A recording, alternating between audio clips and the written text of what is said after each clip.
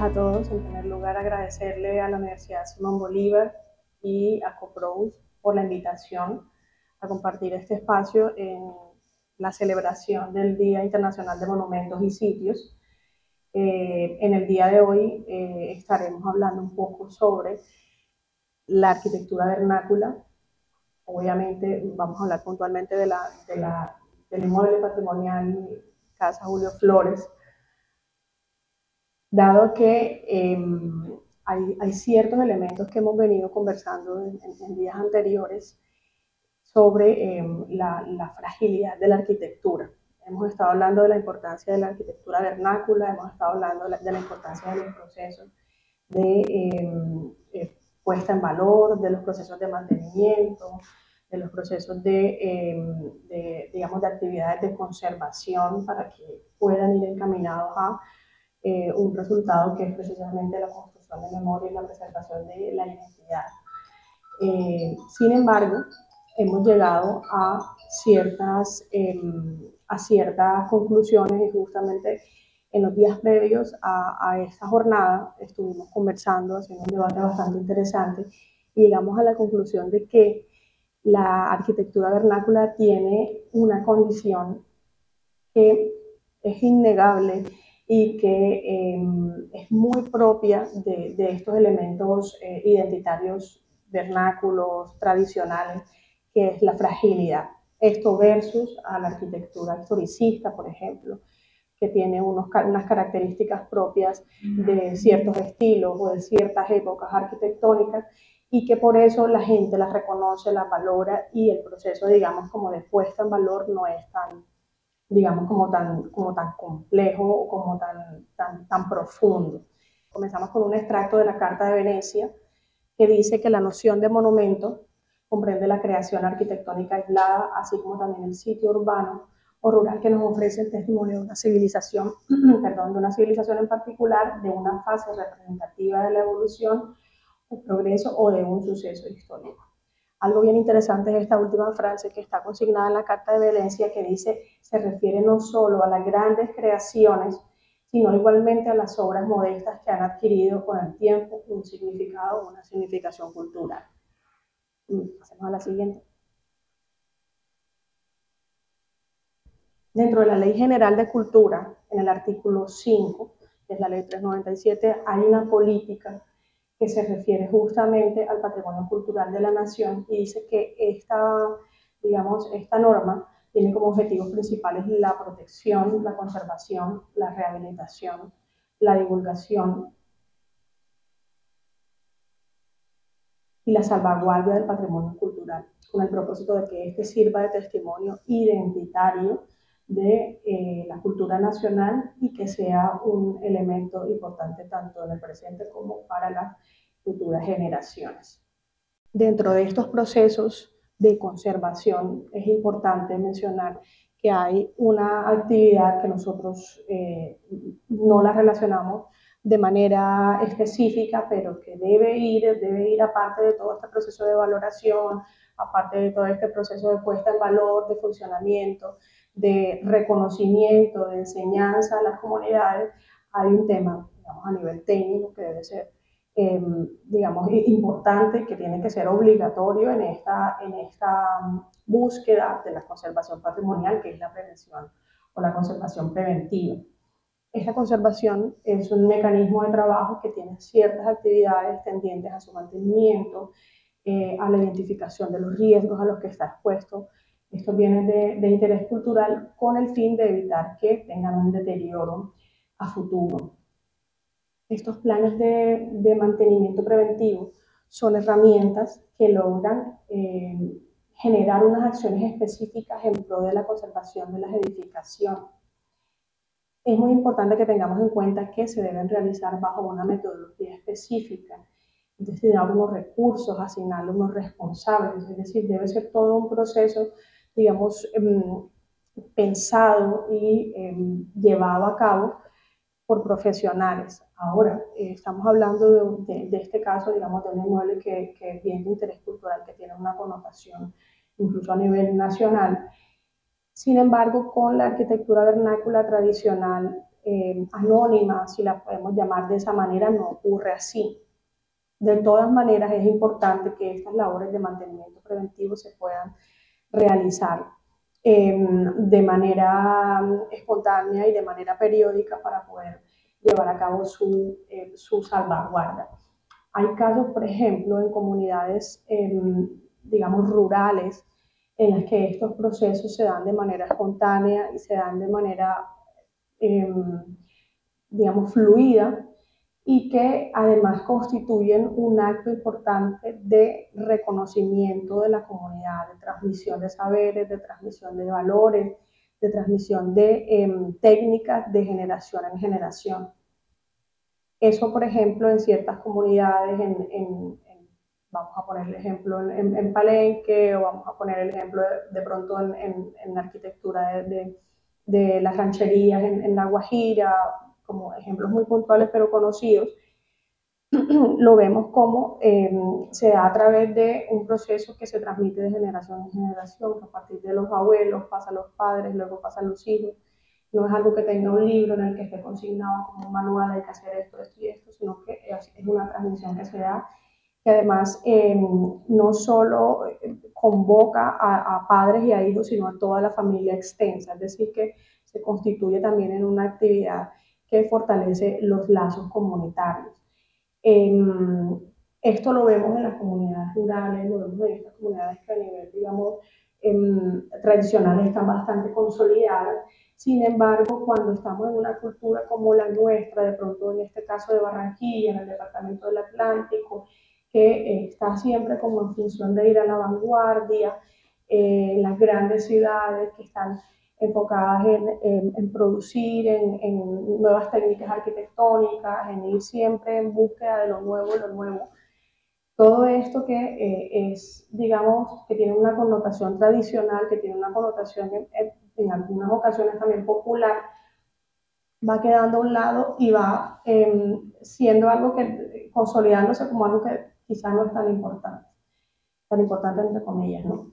Es por eso que hemos estado con esta idea de poder socializar estas actividades, la importancia de estas actividades para crear conciencia. Si nosotros no protegemos un inmueble de valor patrimonial, que en última se vuelve un contenedor de saberes, que se vuelve un contenedor de tradiciones, esos saberes y esas tradiciones van a ir perdiéndose también con el pasar del tiempo. Bueno, allí les mostraba en la anterior la lámina, una imagen de la ficha de mantenimiento preventivo. Es un trabajo que hemos venido realizando, estaba acompañando, he tenido la oportunidad de acompañar a CoPros en todo este proceso de enseñanza con la comunidad, de puesta en valor del inmueble patrimonial, que fue la casa donde murió el poeta Julio Flores, poeta nacional, desde el año 2015-2016. Entonces hicimos un primer plan de mantenimiento, un plan de mantenimiento preventivo, estamos hablando de temas ya bastante técnicos, hacia el año 2016, y a partir de allí ha continuado un apoyo mutuo en estas labores, estando allí siempre a disposición para cualquier actividad que pueda fortalecer este aspecto cultural, no solo en la casa de Julio Flores, sino a nivel, digamos, municipal. Entonces, hay cosas que, digamos, ya podemos ir pasando al plano específico, a nuestro caso de estudio, que es la casa del poeta Julio Flores. Es importante mencionar que es un inmueble que fue declarado Patrimonio Cultural del Departamento del Atlántico en el año 2002, y que luego fue elevada a Bien Cultural del Ámbito Nacional en el año 2007, bajo la ley 1126. Es un inmueble que no solo tiene valores estéticos de notable relevancia por la conservación claramente de la técnica constructiva, de la distribución espacial, de los elementos tipológicos de la arquitectura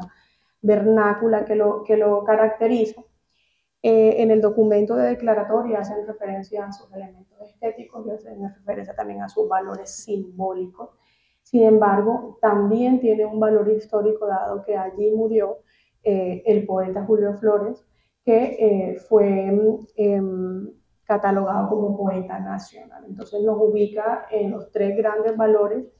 patrimoniales. Esta edificación ubica obviamente a Usiacurí en el ámbito nacional también por la importancia que tiene por su origen mocaná. Es importante mencionar que este municipio tiene ciertos elementos que han sido, han contribuido a que la vocación de tanto de las personas que lo habitan como las características físicas, ambientales, la vocación turística y todos estos saberes que se desarrollan, que se han desarrollado por mucho tiempo en el municipio, se puedan poner en valor. En principio está el inmueble patrimonial de la casa del poeta Julio Flores,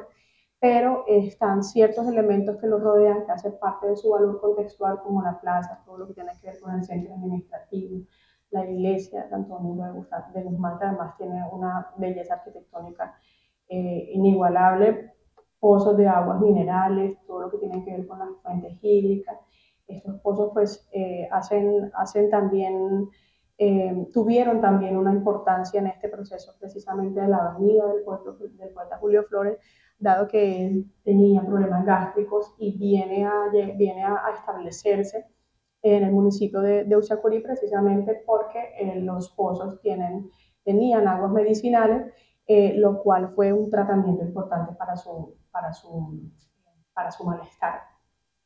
Están elementos como la casa artesanal, el centro de convivencia, la loma, el sitio donde está el monumento al Sagrado Corazón, todo lo que tiene que ver con el desarrollo artesanal. Inicialmente estaba en una sola parte y se ha ido diseminando por todo el municipio el monumento a la musa tejedora que está al inicio y todo el circuito de murales que en los últimos años se han estado lanzando y se han convertido y consolidado en, una, en un atractivo cultural, en un atractivo turístico. Pero todo esto parte de un proceso de rehabilitación de un elemento que se vuelve el núcleo, que es justamente la Casa Julio Flores. A partir de allí hay otras alternativas que se han consolidado con el tiempo y que complementan toda esta ruta cultural. Está enmarcada dentro de la tipología de arquitectura vernácula, tiene un volumen principal, tiene dos crujías, está construida en mampostería de ladrillo cocido. Su cubierta es una cubierta en palma sobre madera rolliza. En la parte de atrás tiene un módulo que tiene una cubierta distinta, que tiene una composición distinta, que es un módulo secundario y tiene elementos bien interesantes como, por ejemplo, el sistema de carpintería. Es decir, son elementos que a su vez se van volviendo elementos tipológicos importantes y necesarios para conservar a la hora de reconocer estas características en un bien patrimonial. Esto es hablando de la parte física, pero también es importante mencionar que tiene una colección de bienes muebles, que son todos estos documentos que hacen parte del acervo cultural relacionado a la obra, a la vida y a la obra del poeta Julio Flores, y todo este contexto que está allí pegado al inmueble, como lo son los pozos artesanales. Dentro de este proceso, la anterior, por favor. Dentro de este proceso ha sido importante desarrollar una labor técnica como lo es el mantenimiento preventivo que les mencioné hace un momento, que es un proceso que tiene necesariamente una etapa de valoración del estado de la construcción. Ustedes están viendo allí un modelo de las fichas de patología, por ejemplo, hay un reconocimiento que se hace a todos los elementos para conocer el estado de los elementos que componen el inmueble y se realiza un diagnóstico y una propuesta de reparación. Esto es una labor técnica que idealmente debe ser desarrollada por un profesional con conocimientos en el tema para que pueda dar sobre todo con las respuestas que no afecten la fragilidad y volvemos al tema de la fragilidad. Dentro de esta parte pues está obviamente el análisis de patología, procedemos tal cual como un diagnóstico médico a un ser humano, procedemos con un diagnóstico del estado de la edificación y con unas labores ya a emprender dentro del mismo. Esas labores deben tener en cuenta, por ejemplo, todo este proceso de la periodicidad, quiénes son las personas que deben estar involucradas en este ejercicio, cuáles son los recursos que se requieren a nivel técnico, a nivel económico, a nivel, digamos, físico. Y procedemos también a evaluar la gestión del riesgo, a definir las líneas de actuación en todo este inmueble. Para esto es muy importante que conozcamos los distintos riesgos. En este caso, por ejemplo, el inmueble del poeta Julio Flores está localizado en un terreno que tiene un tipo de arena que no es una arena estable, que tiene constantes movimientos, entonces eso va afectando obviamente la estabilidad del inmueble. Vamos a encontrar que periódicamente se van haciendo grietas allí, que periódicamente va a haber movimientos, va a haber cosas como la vemos en la primera imagen, que son grietas en el piso, grietas en los muros, en los elementos compositivos, digamos que a nivel técnico se va demostrando esa fragilidad de la cual venimos hablando. Entonces es importante ya saber de qué manera, o sea, qué es lo que sucede a nivel físico, a nivel medioambiental, cuáles son estos riesgos también a nivel económico, cuáles son estos riesgos también en materia de políticas públicas, es decir, en todos los aspectos o en todas las categorías, mirar cuáles son estos riesgos que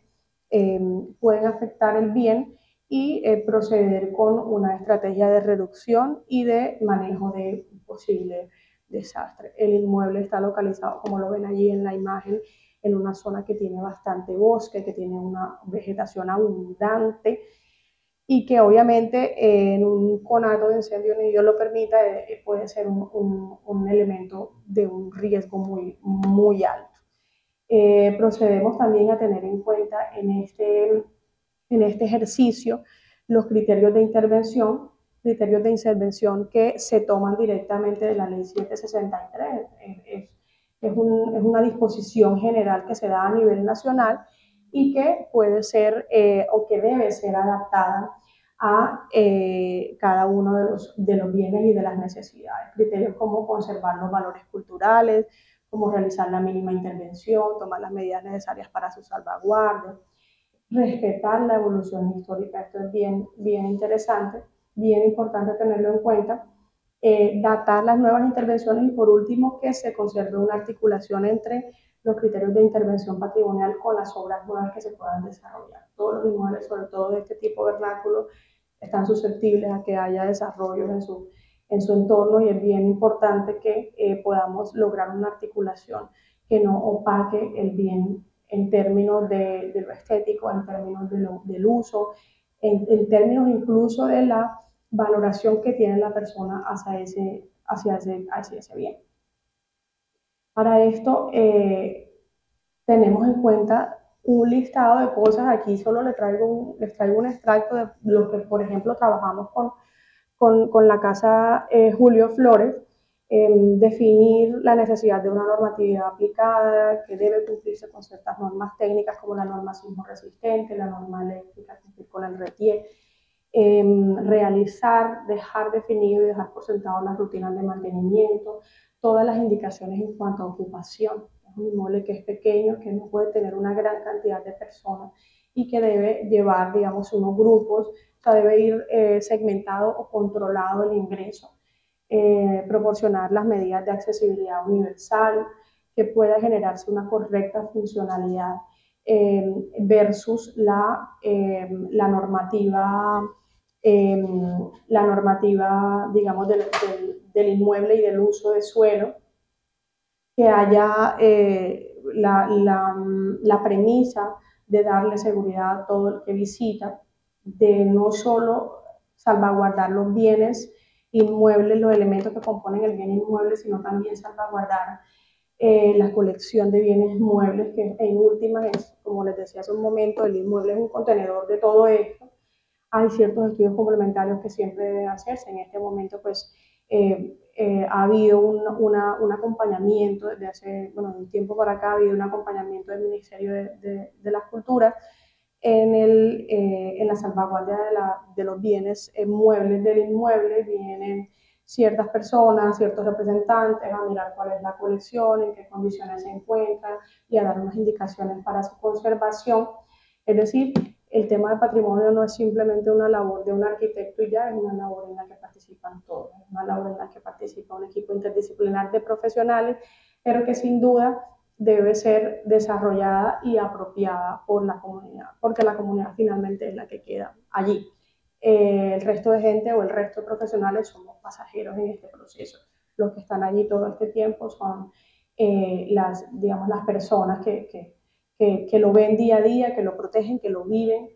que lo sufren también.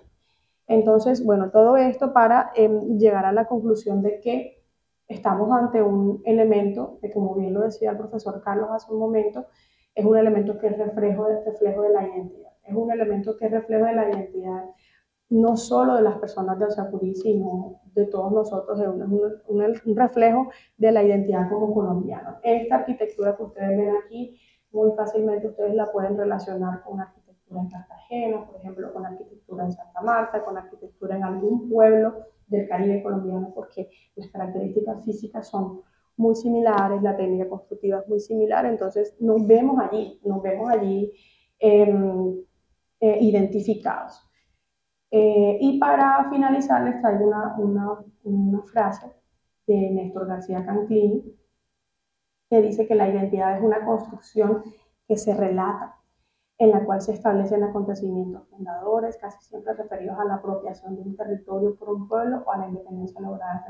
enfrentando a los extraños. Esto me pareció bien interesante porque nos habla de precisamente la apropiación del territorio y es justamente algo que hablábamos hace unos días en esta conversación previa que teníamos con la directora de la Fundación, con Margarita, precisamente relacionada con este proceso de apropiación, cómo el bien se vuelve un proyecto semilla y cómo a partir de allí la gente empieza a apropiarlo, a sentirlo como suyo, a sentirse orgulloso, cómo eso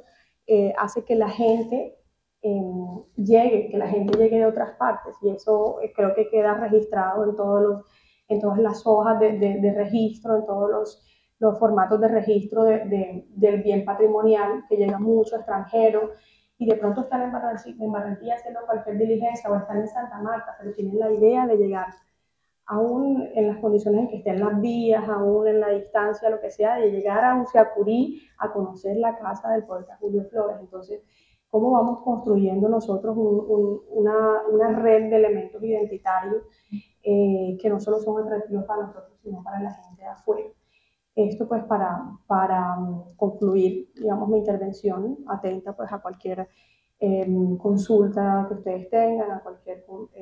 comentario que tengan al respecto, dejando claro que el proceso de valoración, de conservación, de preservación de los bienes patrimoniales y muy puntualmente de la arquitectura vernácula es un proceso de todos. Muchas gracias. Gracias porque a través de esta experiencia que la vida nos ha dado, lo cual agradecemos a Dios, podemos ser útiles, servir a la sociedad. En ese sentido, la conferencia Los múltiples usos del patrimonio cultural inmueble, la casa del poeta Julio Flores, un microlaboratorio social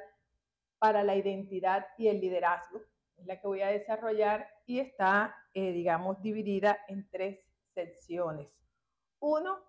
el contexto teórico del tema, un tema que no es de mi competencia, soy economista, MBA, pero que la vida me ha dado la oportunidad de interactuar con restauradores, sociólogos, trabajadores sociales, antropólogos, y como decía la doctora Paola, esto es un trabajo interdisciplinario. La segunda sección, la articulación de la teoría con el caso de estudio. Y la tercera, la articulación del uso del inmueble patrimonial Julio Flores con el plan estratégico de la Fundación COPROUS. Desde la Fundación para la Cooperación y el Progreso de Usiacurí, COPROUS, ONG sin ánimo de lucro, cuya misión social se centra en ayudar a cultivar sueños de vida en adolescentes de zonas vulnerables y en custodiar el inmueble patrimonial Julio Flores, y en especial desde su equipo de profesionales que estamos comprometidos con la investigación y la generación de conocimiento desde nuestras experiencias sociales. Como Comité de Patrimonio Cultural Inmueble conformado por la doctora en Ciencias de la Educación Ana Teresa Maldonado Carrillo, la maestra en Museos y Estudios del Patrimonio Cultural Liz Maldonado y mi persona, hemos desarrollado este texto que en el día de hoy proponemos a su reflexión. Es un punto de vista sobre el aprovechamiento del patrimonio cultural inmueble en esta fecha tan especial que es el Día Internacional de los Monumentos y Sitios. Así que iniciamos con la parte teórica del tema. El marco teórico que han elaborado sociólogos, antropólogos, restauradores, entre otros especialistas de las ciencias sociales, sobre la naturaleza de la noción de patrimonio cultural material o inmaterial, está revestida de un laberinto de peculiaridades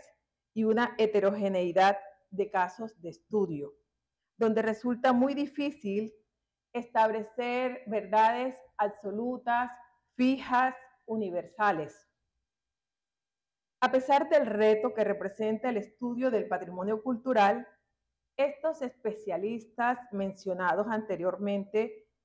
bajo la aplicación de rigurosas metodologías y extraordinarios esfuerzos por comprender la realidad, han podido aproximarse a este complejísimo fenómeno social bajo el paradigma hermenéutico, brindando visiones de estos procesos particulares y con ello enriqueciendo el estado del arte de este concepto a partir de las múltiples prácticas en la sociedad sobre aquello que llamamos patrimonio cultural. En este breve texto, apoyado bajo el paradigma de análisis deductivo, es decir, partiendo del concepto generales a casos particulares, vamos a echar mano del estado del arte del concepto de patrimonio cultural y sus usos, para articular y explicar la hipótesis de una original experiencia, el aprovechamiento que plantea la ONG CoPros sin ánimo de lucro en el municipio de Uciacurí, departamento del Atlántico, Colombia, sobre el bien patrimonial Casa Museo del Poeta Julio Flores con una finalidad humanitaria. El conservador y jefe honorario del patrimonio, Jean-Claude Duclos, afirma, abro comillas, el patrimonio en el seno de nuestras viejas sociedades latinas es el legado del padre que recibimos en herencia y que nosotros transmitimos a su vez en aras de la continuidad del linaje, cierro comillas. Esto está tomado del libro Antropología y Patrimonio de Lawrence Parks. En el primer lugar, es importante comprender que sobre este concepto recae una importante carga simbólica tradicional donde transitan valores morales de una época que se entendía desde una perspectiva únicamente patriarcal, donde solo heredábamos del padre. Esta visión, con recientes estudios sociales, ha ido cambiando. No obstante, la metáfora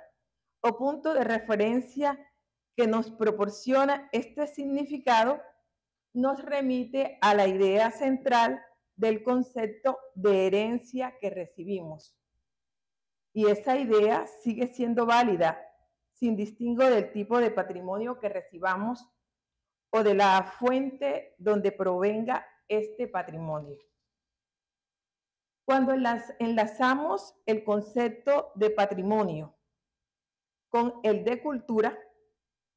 construimos un nuevo universo conceptual que se basa en aquella herencia que recibimos no de manera individual, sino colectiva y nos configura de manera grupal. Como argumenta Duclos, apoyándose sobre el historiador Pierre Nora, abro comillas, la razón de esta expansión semántica es de sobra conocida. El fantasma de la ruptura y del desorden que ésta parece provocar ha conducido a nuestras sociedades enfrentadas a cambios excesivamente rápidos a buscar en el patrimonio un refugio compensatorio. Esto es lo que nos afirma nuestro autor tomado del texto Antropología y Patrimonio 1997. Siguiendo con este marco teórico de nuestra experiencia, Jean-Claude Duclos escribió estas líneas en el año 1997, 28 años después, es decir, hoy.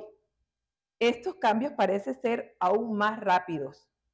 El escenario de la globalización, la inteligencia artificial, las redes sociales y el libre comercio justifica entre el grupo de investigadores sociales la importancia de entender el patrimonio como escudo ante la agresividad con que invaden estas nuevas dinámicas sociales y que bajo este modelo de confluencia social, o sea, si estuviese el Estado solamente hace sus acciones, pero no prioriza el encuentro de todos los actores. Si está un agente capitalista, ejecuta, lo pone a que sea rentable y los hace sostenible más hacia un tema mercantilista, que lo pueden hacer y lo vemos en hoteles que son patrimonios, en, digamos, restaurantes y demás. Pero cuando se enfoca desde un modelo humanitario, desde una forma, cómo puedes contribuir a poblaciones vulnerables en la identidad y en el caso del microlaboratorio social, en el liderazgo. Porque la vida, Dios nos dio unos talentos para que pudiéramos lograr lo que queremos, pero los necesitamos estimular, desarrollar. Y yo creo que un testimonio grande, y me alegro que están estas adolescentes tan felices porque están empezando una vida diferente, de universitarias. El año pasado eran estudiantes de 11 grado y ahora se sienten ya que están cambiando su rol de su vida, que son el futuro, que auguramos sean unas profesionales y que todos estos escenarios pedagógicos y los escenarios sociales en la fundación contribuyan a ese sueño que ellas tienen hacia el futuro. Eso es un trabajo humanitario desde el rol de la fundación, pero en el patrimonio pueden confluir múltiples actores. Ahí vieron cómo está el actual alcalde entregándosele los 2 proyectos del uso autorizado, que es conservar y exhibir desde la política pública. Nosotros no podemos ejecutar desde la política pública, no es nuestro rol. Pero fíjense cómo el patrimonio se puede aprovechar desde múltiples aspectos. Bueno, finalizamos la conferencia con el último segmento, que ya viene siendo, es primero la teoría, para recordar. Un señor, García Canclini, un argentino que le ha dedicado toda una dinámica de trabajo a esto. Después de la teoría, pasamos al tema de la articulación de la teoría con la experiencia. Y ahora cerramos con ese uso que le estamos dando de microlaboratorio social desde un sentido humanitario, ser humano, porque a veces todo es cemento, también que tenemos que trabajar en lo humano, cómo lo articulamos a nuestro plan estratégico. Desde su misión social, de la Fundación CoProDUS, que es ayudar a cultivar sueños de vida en los adolescentes de poblaciones vulnerables, la Fundación CoProDUS ha articulado este patrimonio con la línea estratégica 3 de su Plan Institucional Desarrollo Humano, Individual y Colectivo. Programa Escuela de Liderazgo Transformacional María Ramos de Macías, utilizándolo como microlaboratorio social en las prácticas de los adolescentes beneficiarios de esta escuela, donde se lleva a cabo experiencias significativas para su crecimiento a escala humana y se estimulan capacidades de liderazgo que, como decía ahorita, a futuro le van a servir a ellos en momentos de entrevista, de encuentro, perder miedos, le van a servir a ellos en su crecimiento personal. La Escuela de Liderazgo Transformacional María Ramos de Macías se soporta en una intervención social desde 3 ejes. Este es el programa social Escuela de Liderazgo. Se soporta en 3 ejes. 1, el yo, de dónde vengo, a través del módulo Fundamentos del Patrimonio Cultural Inmueble. 2, el yo, quién soy, a través del módulo Proyecto de Vida y Educación Emocional. Y el último, el yo, qué aporto a mi comunidad, a través del módulo Inteligencia Territorial. Estos 3 ejes se traducen en 3 módulos que conducen al adolescente al autoconocimiento, al diseño de su propio proyecto de vida y a la prevención de problemas de salud mental que actualmente presentan estadísticas preocupantes. La duración de cada módulo es de 10 meses, 224 horas teórico-prácticas, orientadas a desarrollar un conjunto de temas que permitan visionar un esbozo de su proyecto de vida de estos adolescentes beneficiarios y el aprovechamiento del uso del tiempo libre. La escuela tiene una capacidad de 60 adolescentes cada año en edades de 14 a 17 años de sectores vulnerables. De esta manera, los beneficios de esta escuela de liderazgo, aprovechándose como microlaboratorio social que desarrolla en el inmueble patrimonial Julio Flores, ayuda a vencer miedos, la oratoria, ya las vieron hablando con esa propiedad, habilidades comunicativas y fortalece valores humanos poniendo en práctica los temas aprendidos en cada sesión teórica,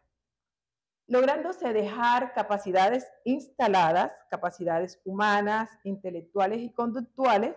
que los motive a mirar con optimismo el futuro a pesar de los obstáculos que se presenten en su entorno familiar o social. A través de esta experiencia de intervención social, usando el patrimonio cultural, queremos demostrar nuestra tesis, que el patrimonio cultural inmueble puede ser aprovechado desde una perspectiva humanitaria para la identidad y el liderazgo. Cerramos con la experiencia con nuestros adolescentes y bueno, muchas gracias a los que han participado de manera presencial y también a los que nos van a tener la oportunidad de ver en las redes sociales y que se interesen por este tema.